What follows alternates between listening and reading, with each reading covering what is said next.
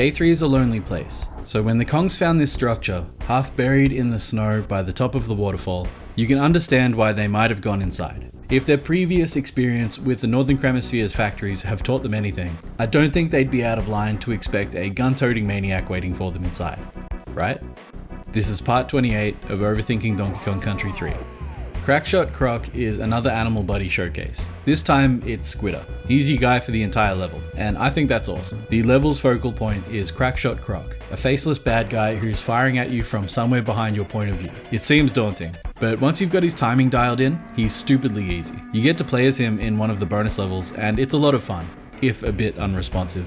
So yeah, turn into Squidder, fall down into the level. Bananas spelling out A and Y give the player the crashest of courses in Squiddernomics 101. Sorry, that was a shit joke. And we're off. These huge steel panels give us shelter from the projectiles that Kroc shoots. And if the dents are any indication, we aren't the first to use them. The level twists and turns on itself, slowly but steadily climbing up. There isn't much in the way of progression and dynamics, though I suppose in the back half, you're climbing up longer vertical stretches via Squidder's web platforms. By this point, playing as Squidder should be second nature to you, and as long as you're not in the spot that Kroc locks onto, you're gonna be fine. He's almost not even worth worrying about, as long as you're moving.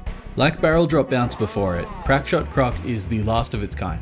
This is the final factory level, and it's a pretty cool one to go out on. I'd argue it's the least interesting, and maybe even the least fun of all three, but it's still gorgeous, and it's still a blast to play through. No problem being third best if first and second are awesome. As discussed in Barrel Drop Bounce, I think the factory is the source of the barrels going down the waterfall. As for why, or how, or what's in them, I don't know. I'm positive they weren't made here though, because what barrel factory has pools of cotton candy goop all over the place?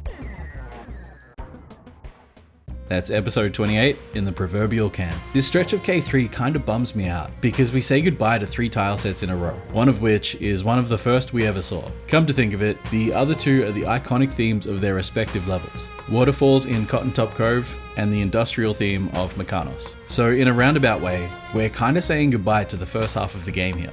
That might sound a bit much, but I've said it before. I get weird about playing the final of any given level theme in the DKC games. Anyway, Lemguin Lunge is next, and it's a good one. Cheers.